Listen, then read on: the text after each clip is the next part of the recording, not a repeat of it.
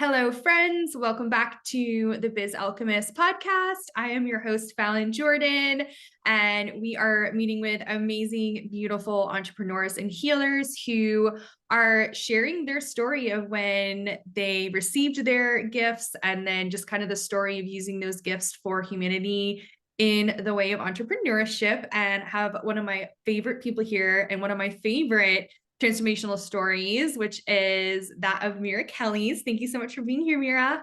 Thank you for having me, and thank you for the sweet words. It's always so fun to talk to you. So I'm really excited to have this conversation, inspire people, and do all the magical things we do together. Yay! And if you have heard of Mira, it's probably about all of her amazing work with past life regression. And I definitely highly recommend getting on her socials and looking at her money club, which is just super fantastic.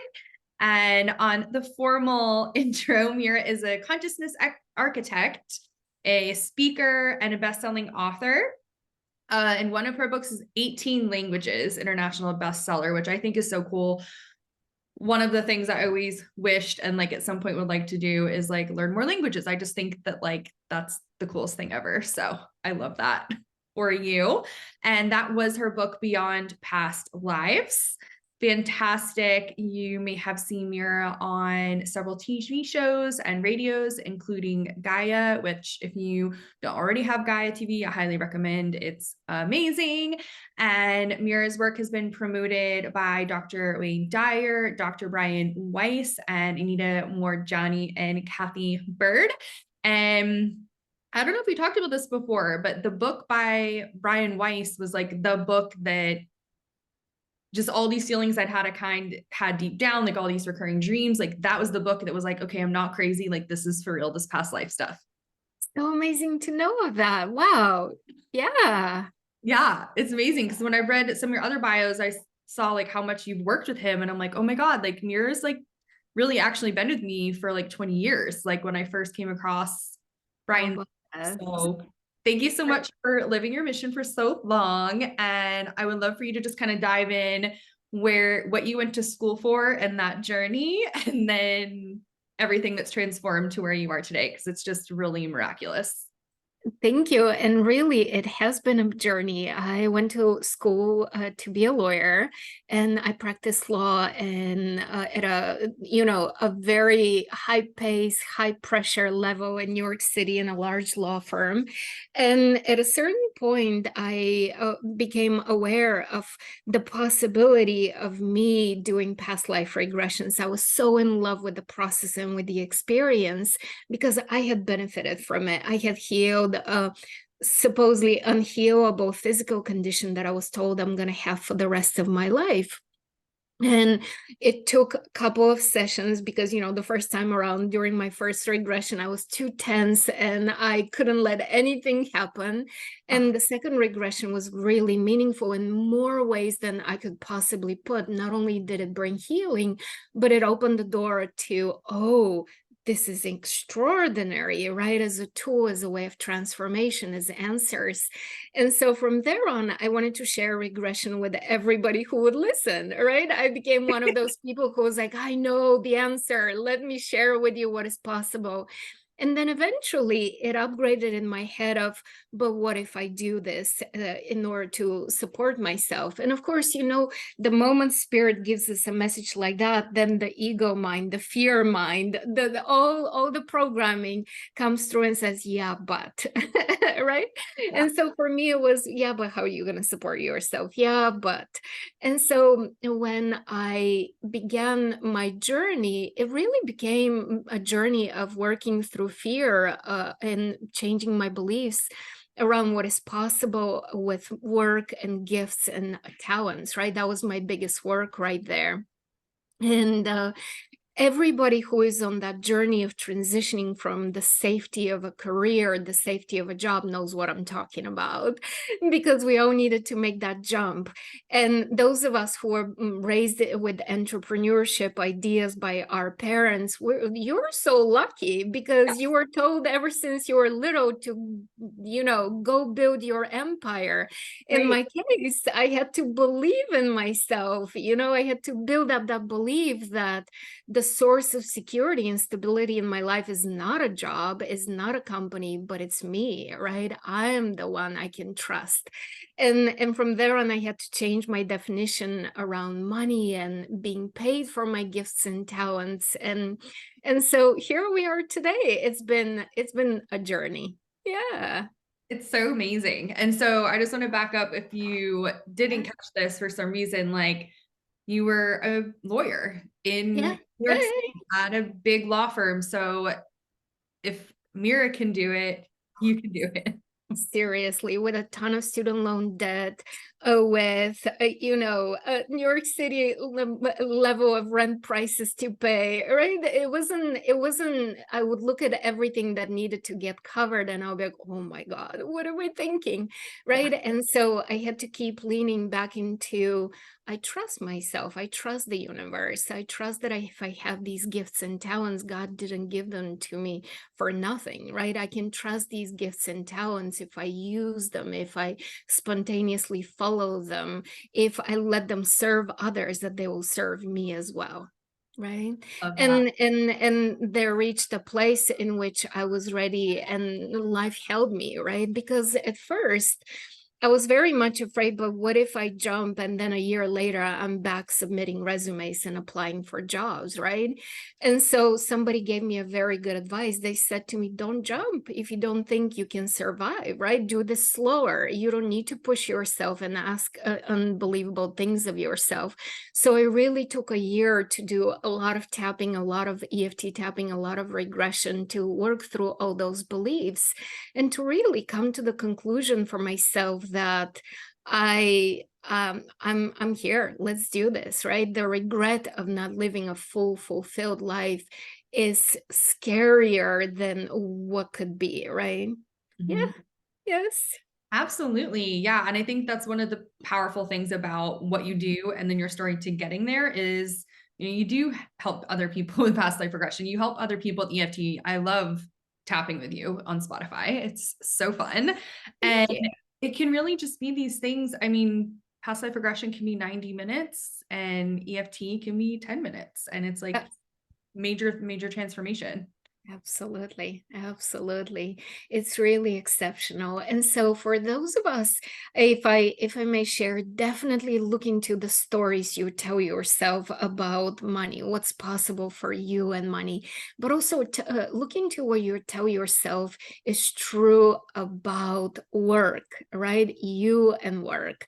These are the rules we talk about very, very unconsciously, even though we consciously say these things, but we all have rules.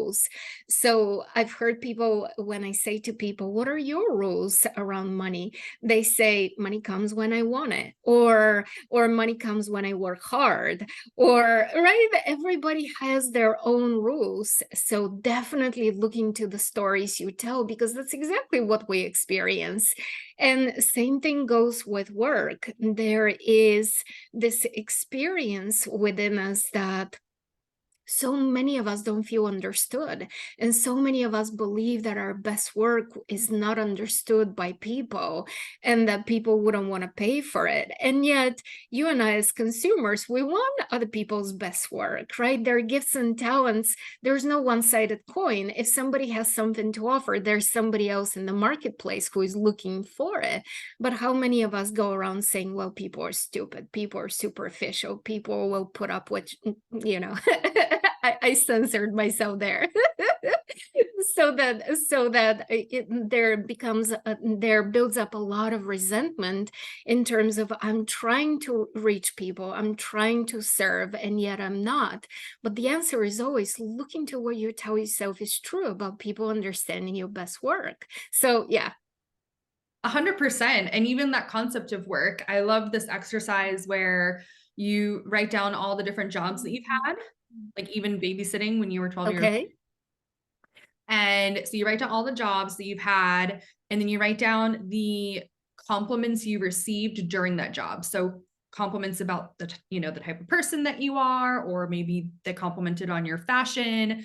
And then also like on the report cards, right? Like what would your teacher say about you? Like what would people who were, like for me, I was a cashier at a grocery store, and like I used to have a lot of people say like you have a beautiful smile. And I would have a lot of people who would like make sure they went through my lines so they could just like be in my energy just for even like 5 minutes with my smile. And so kind of spoiled it. But like when you go through all of the jobs and all the things people complimented you on that were just natural gifts, that is actually like what leads you into the energy of like doing work. So like me smiling and just saying hello and being friendly to people, you and I know it makes a huge difference. And everyone here has heard me talk about this many, many times and all the examples, but it's so much more than that too. When you're thinking about, I mean, like you as a lawyer, like you were standing up for people and you were helping people get the, I don't know what type of law you're doing, but like whatever, you always had like a goal for this person to get exactly what was meant. Yeah. And I just think that there's something really, really beautiful in that, because there's I so much. really, I really love what you said, because it's making me think of something so many of us have in our dedication and our commitment to service, because each one of us, to me, having my own business is not about the business, right? I appreciate the freedom, but to me, it's a dedication and bigger than being able to work from home. It's a dedication to service, a dedication to the divine. It's a dedication to my soul. So it's truly a purpose, right? It's a personal mission. And so many of us, when we tap into entrepreneurship, into the healing work that we do, into the spiritual healing work that we do, we approach it from such a place of sincerity and devotion. And it's really magnificent and beautiful. And that allows for a lot of life to be cut out. Does that make sense? Because everything else feels superficial. Everything else is a distraction. Everything else should be minimized. So we have this time to paint paintings if we're artists, or to create music, or, for me to read my spiritual books. And yet, I really want to advocate for all of us to see that our work is really our life. So that's why I loved how you spoke about the smile and that compliment, because the bigger work was actually you connecting with people, right? Living life fully versus just the movement of the hand so you can scan barcodes. And so I really just appreciate how committing to one's purpose is so much bigger. And then we realize, wait a minute, it's not just about the doing. I'm literally living my purpose in every moment, literally every moment. 100%. Yeah. Yeah. That changes the language that we use too, right? Like I'm working hard to use the language of like, when someone's like, oh, where are you up to? It's like, I'm working. But like, that could be anything. It could be me laying by the pool reading a book. It could be me meditating. It could be me getting ready to jump on a call. It could be me doing a podcast. Like, it could be me walking down the street smiling at somebody. Like our whole concept, because the word work, right? Like I'm sure just people they attribute it to a very specific type of task, which may or may not be hard, which may or may not result in them getting paid. And it's like, why don't we just like think of work as a totally like, I'm having fun, I'm working, like those are like interchangeable when you're in your purpose and your mission, which is, for us, like the business, the energy of business and money, which is our energy. It's just really cool. So I would love to hear about the first time you realized that you wanted to do the money club, and then share a little bit more about it, because I know it's a really amazing. It's such an exceptional container. Thank you for bringing that up. I have been working on money challenges, as you heard, before there was, ever even the thought of me serving others with this information. I grew up in a family and in a country where there was really I grew up in a communist country. There was no conversation about prosperity and money, and there was a conversation about working hard, but that's different, right? And so I truly had to educate myself on a mindset around money to program my subconscious. And so I've been doing that work of prosperity, and I've been in business for, gosh, more years than I can think of, right? So there's definitely a staying power, the ability to generate revenue, the ability to serve, the ability to understand my community and to move the community with me as I grow. And so one day it was just such a natural, oh, but I have so much to say, right? It was such a natural, why am I not talking about this? I'm constantly doing the work. I'm constantly on top of growing and expanding. And I'm already in a place where I teach one-on-one clients, right? Coaching clients, also through my regression, a lot about purpose and starting businesses and staying in businesses and attracting clients. So why am I not doing it? So that's how the Money Club was born. Thank you for asking. I love that. Yeah, I love reading about it and all of the things that keep coming through for the people who are, Mm. it's so fun. Yes, yes, yes. Thank you. Yeah. Thank you. What other fun projects do you have going on right now? I am really so joyfully excited to be combining magic mushrooms with the expansion of consciousness. It seems like it's the next wave of growth. At first it was all about these deep, profound meditative states of regression. And then adding to that, psychedelics has become truly a place of even faster transformation, bigger connection with the divine, being able to help people more profoundly with depression, anxiety, and menopausal problems, and you name it, right? Yeah. So, because the benefit of psychedelics is that, and especially mushrooms, is that there is also a biological component to it, right? And so that has been a great place of creativity and fun and growth. Yeah. I just keep thinking of like a little mushroom going. Oh my God, absolutely. Mushrooms are truly a consciousness that is here to help their connectors, right? They're the original internet. So their job is to connect, to make dreams come true, to help, to provide nourishment. And so I really have developed a way of working with mushrooms to access our subconscious and the deeper layers of our psyche, and to work with ourselves and the universe and the divine in a way that is just profound beyond anything else. Amazing. And definitely get into Mira's World Yeah. so you can stay on top of all of those offerings. They're so cool. And you just like solidified, like I kept saying, it's like on my like things to do is to do that program with you. And like I just feel like I look forward to it's us, absolutely, and it's just so profound how we can ask for these big life changes, these answers, and then the solutions come, and then the resolution is there. It's done. It's done. It's done. Right? It's really wonderful. It's amazing to work with mushrooms as a tool. Thank you for asking. oh my gosh, yeah, I'm so excited. And I also wanted to say to get in your world in case you had questions, because some of the testimonials that Mira has sent out in emails are, I mean, it's just like literally a no-brainer to like do this program because how powerful it Absolutely. is. I'm Thank you. curious because of I'm thinking of mushrooms, like they're in the earth, like you said, they're the original internet, Mother Earth.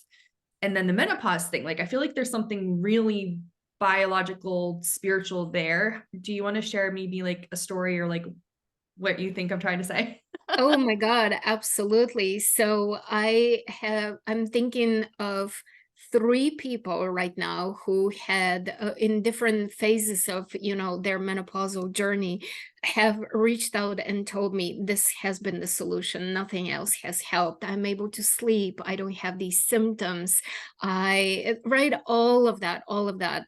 And so it's been really fantastic. And personally, I haven't gone through menopause yet, but I have used to have severe cramps, severe cramps every month when my period would come.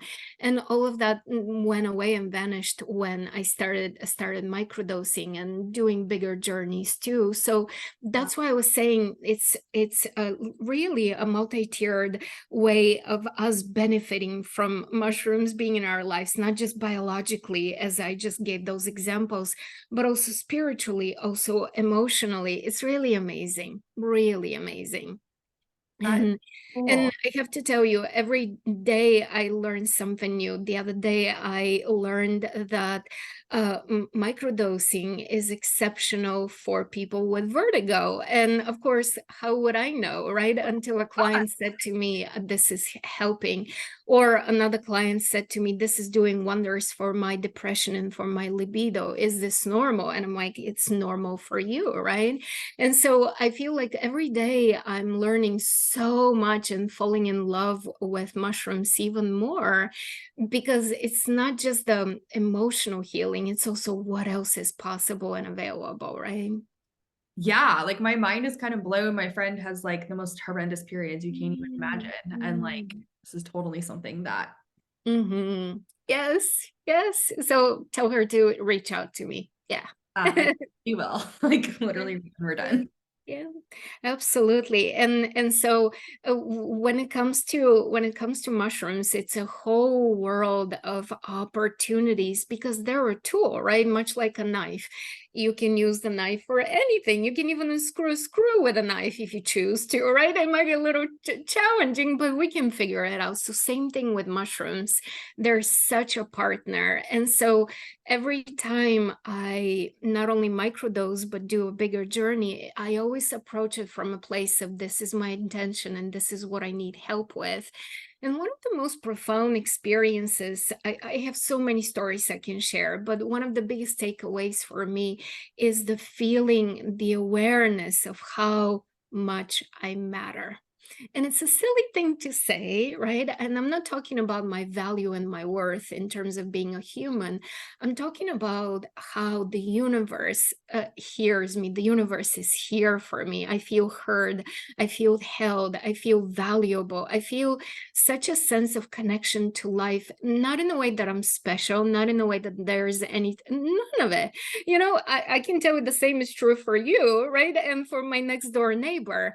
The point is that each one of us is so heard and so valuable. There was a period in time where I was doing a series of journeys. And every time I was in a journey, I would sit and I'll ruminate over something, or I'll think of a specific client I want to serve, or, whatever just comes through, whatever I'm downloading and working through with the field and downloading from the field. And it became so fun for me to recognize I'm thinking of this kind of client and this kind of service. And then sure enough, it shows up, or I'm thinking of something I need help with. And so I remember one day sitting on my couch and reflecting and thinking to myself, oh my God, somebody's really listening all the time, right? To everything that goes through my head. Oh my God. And of course, I'm not talking about Alexa. I'm not talking about my cell phone. I'm not talking about the government. I'm talking about really that feeling of life is here for me. I'm so safely held and supported. So that is so invaluable as an experience that is so hard to put into words, right? Until we tap into it as an experience, and then life becomes even more magical and safer and profound, right? I love that. Yeah. And especially for someone who helps so many people with past life regression, I'm sure you have some insight to share too. Like, especially if you're listening to this now, this means that you're alive on planet Earth in 2023. This is like the most amazing, magical time for us to be alive. Like, some of us have trained hundreds or thousands of lifetimes already to do the work that we're doing right now. And especially going into 2024, there's just, like you said, like spirit's always listening, like the universe is always listening. And if you can tap into that energy, it's like you're just gonna, you know, like they say, like access your highest timeline like as quickly as possible and do Right? do more good for yourself and the planet. It's such an incredible opportunity. Yeah, absolutely. Yeah, yeah. I love how you said it. It's really a blessing and an opportunity to be alive at this time, and a huge challenge and a pain in the butt, you know? But we're here because we wanted it, because we knew that this will stretch us and expand us and grow us. And once we're done, we're gonna look back and say, I did it. I did it. A job well done. And there's something extraordinary that I think of all the time. Not that I cannot learn the lessons that my soul set up for me 3 lifetimes from now, you know, I can choose to lean back and take it easy and make this life as simple as possible for myself, because we always have free will, right? Um, our soul creates us, and we do have the same properties of our soul in terms of the ability to create worlds, but also we have free will. So I can just choose to lean back and eat ice cream all day, right? Like I can totally do that and not do much with the opportunities that I'm given. But here's the part that keeps me going. I always think to myself, yeah, but the way I could open the door for someone emotionally, physically, literally with a door held open in this life, in this moment, will make a huge difference for them, right? Because 3 lifetimes from now, for them, it'll be like, you're a little late. So that to me is always such an opportunity to think, yeah, and let's show up and keep going, right? 100%. Sometimes, so in my old life, I used to listen to 3 to 4 life stories a day, and I would type it into a report for a psychiatrist. And so I would hear, I mean, kids, adults, you know, people who are much older, I would hear their stories and like their struggles and their pain. And it's like, wow. And like all these people are just walking around, like kind of acting like this is normal or everyone's dealing with this stuff. And it's like, no. And when it just takes one person to be like, no, like this is totally something that we can work through, it's that in itself is a miracle, right? I mean, that's why there's so many amazing studies about the placebo effect. I know you mentioned that you had a journey with health issues that the past life regression helped with. Do you mind sharing what that was? I would love to. Yes, it was a TMJ condition where there was an inflammation in the muscles around my jaw. So I couldn't even open my jaw to put a spoonful of food in my jaw, right? The pain was excruciating. And of course, I tried doing everything. I changed my pillow, I changed my bed, I changed a million other things. I spent exorbitant amounts of money trying to do what my dentist was recommending as a therapy. And the solution came when I did a past life regression. And in this regression, I experienced being somebody who felt unheard and powerless and trapped. And that very much resonated with how I felt in the life of Mira at that time, because, you know, I was in this high-paced position as an attorney, which was definitely you know, something I worked towards and I was very good at, but I very much felt trapped in so many ways, right? And doing this regression opened up a world of personal power and the reminder of, yeah, but, right? This is a different life and we get to do it differently. And so it really was profoundly healing. And I'm explaining it now in a way that I have had a lot of time to reflect on it. Back then, it was just an emotional river of tears, right? I just experienced the lifetime. I cried the tears. And that was it. And the next day I woke up and the pain was gone. And I couldn't figure out how, right? I didn't care how. I was just happy that I could keep living life pain-free. And it was so interesting. Years later, I went to see the same dentist and I was sitting in his chair and he was looking at my, at my file, and he asked me about the TMJ, about my jaw. And my reaction was, my jaw? What about my jaw, right? In other words, it didn't even register. It felt like it was somebody else's story. Wow. And it took me a while to click and be like, oh, yeah. Oh yeah. And so that's what I so love about regression, about tapping, about mushroom journeys, microdosing with mushrooms, that they allow us to change and to shift into a parallel reality where literally it feels like those old stories, those old challenges belong to somebody else, right? We kind of remember the story, but there is no emotional entanglement, there is no attachment. It's just like something we recount, but it doesn't feel that it's us, right? That's change.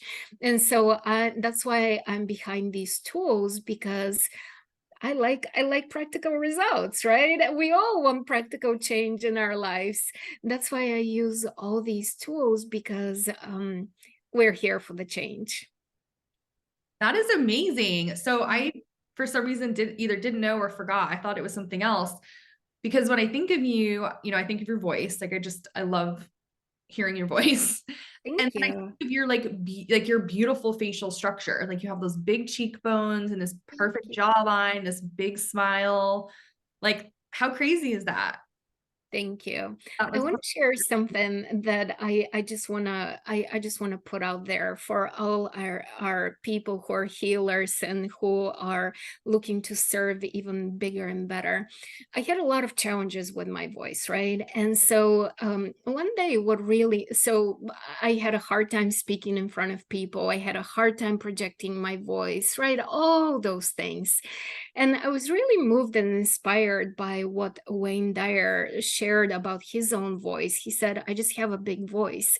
And so I started affirming for myself, I have a big and powerful voice. I have a big, right? And of course, I worked through all the fears about sharing and speaking and being heard and expressing and being known and visibility and all those things. And eventually, what I decided is that it doesn't even have anything to do with me. I decided that my voice, when I open my mouth, whatever comes out of my mouth really becomes a channel for the divine. So even though you're listening supposedly to Mira talking, you're really hearing your guides, the divine, what you need to hear, what you need to pick up, right? What will serve you. And that's a way I could settle it for myself, right? That's how it became. I can do this. I can show up for this job because, first of all, the divine knows better what to tell you. And then everybody's getting exactly what they want. So, there. If this inspires those who are listening, please adopt this way of thinking, because we all get that, you know. I oftentimes say to people, when I wrote my book Beyond Past Lives, I wrote it because I was in love with the process. I was in love with the book as I was writing it, right? It was a very intimate experience, but it was me and me, right? Me and the book. And beyond that, I just released it. And from there on, it's an experience for everyone. And I know that everybody reads it for a different reason and gets out of it something different. And every time they read it, they get something different out of it, right? So each one of us can be that channel in whichever way we serve others. That is amazing. I love that so much. And yeah, just the power of your voice and your voice frequency, but then also like how loud you're being. I mean, our voices are meant to be heard. And I just think that's like a really beautiful thing that I have Thank you. a powerful voice. Thank you. Thank you. Yeah. Yeah. Much. It's such a joy to talk to you. I'm so grateful. I wanna ask you a question. Can I ask you a question on your own podcast? Yes, please. One of the things that I absolutely love about you is how you see beauty and appreciate and value others, and you're able to see the beauty and point out to it, right? And how do you do it? So I love that you said that, because of course we know the word how can sometimes be a naughty word. But I was thinking about that actually last night. I did like a full moon ceremony. I did the things that I'm letting go of, and then I did all the things that I like about myself. And I've always just noticed things. And so then when I started doing this transformational work, it's like, okay, well, I'm noticing all this stuff anyway. Like almost like it's so funny. I was thinking about it. It's almost like someone who has PTSD and always knows what's going on, but I know what's going on, but I'm doing it with the regulated nervous system and just like being excited to take the information in, and then choosing now, not always, but now I'm choosing to see the beauty in it. and then just recognizing it. Like this morning, I walked out the door to go see my trainer at the gym, and last night the moon was like back here, and then I woke up and I opened the door and it's in front of my door, the total opposite, and I was like, whoa. I was like, look at that moon just hanging out still in the morning. And I knew that I needed to warm my car up. So went to my car, and then I drove it like 500 feet so that I could be at the perfect angle. And I just like sat there for like 10 minutes staring at the moon while my car warmed up. And I just felt so cool because I'm not supposed to be in this parking lot. And I just drank my hot water with my electrolytes. And I was just like, look at me, just like hanging out, sitting in my car. And like, there are times in my life I would have been so annoyed that, I couldn't just like remote start my car, because I used to have that on one of my old cars. But it's really just paying attention to what's around me, and then making a conscious choice like, oh, wow, that's so beautiful. Like, the stuff in my apartment is beautiful. And I did a huge decluttering binge this weekend, and I was like going through all of my stuff, and I was like, yeah, I still kind of love this thing, but because of the version of myself that I was when I was wearing it, I'm just like done with her. Like, we're done. Like, new Fallon is coming. New Fallon is here right now. And I just saw the beauty in that versus what, some people might be like, well, if you still like it, you should keep it. And if it still fits, like you like it, you just keep it. And it's like, no, like I'm a completely new person today, and I plan on being a completely different person tomorrow. And yeah, that was a long-winded answer as always, but I appreciate you asking. It was such a good answer. We all learned so much. So we learned to find beauty in everything, which is incredibly valuable and important because, it's easy to be annoyed and to look at what's wrong, right? It's a default for so many of us. And yet the default of what is right and what is beautiful is amazing. And I'm 1,000% with you about, the objects, the things around us holding energy and memories and reminding us. So it's not just, oh, it's beautiful, let's keep it around. It's really also the meaning behind it. So yeah, thank you. We learned so much. Thank I have to you. share one more story because it's so amazing. So I live on a not so busy street, and I usually walk the street every day, and there's a pond and there's turtles, and like if I'm lucky there'll be like a heron or a bigger bird, and it's just like a cute little spot. So I do that walk all the time. My friend and neighbor just started doing the walk, and yesterday she was looking at the pond because I told her to like look out for the turtles and say hi to them, and she saw a little beaver swimming in the pond. So she just sends me a picture of, look what I saw in the pond. And I couldn't really tell from the video, but it was just like this brown fluffy thing poking it out. And she's like, yeah, it's a beaver. And I was like, you saw a beaver on the beaver full moon right now? She's like, oh, I know it's a full moon, and I don't know what a beaver full moon is. I was like, what? So then it's like, not only is this like a complete miracle, and like, again, like, what are the chances that could happen? But I've been like obsessing about it like ever since, because I'm like, look how amazing God is. Like, when these synchronicities happen, and especially me sharing as someone who forgot it was a full moon and didn't know beaver full moon was actually a thing. And then so I went back and I took a picture of the full moon last night when it was dark and the moon was right above the pond. And I was like, this is just like ridiculously amazing. Amazing. I love this story. Oh my God. I feel so inspired by it. I love it. I love it. Thank you. Yeah. Share it. Life is amazing that way. And you really have the eyes and the presence to notice it. What an incredible thing. Yeah. Yeah, it's so fun. I know. Yeah. Well, I'm so grateful for you, and I'm going to put all of Mira's contact info below so you can get into her world and learn more about her amazing offerings. I am so grateful for you and everything that you do for the planet and for me, and I'm just so happy that you were here with us today. Thank you. Thank you. Thank you for having me. Thank you for this conversation. I look forward to connecting with everyone who wants to say hi. I'm so grateful for you. We'll talk again soon. Sounds good. Bye for now. Bye for now, and I'll see everyone else in the next episode.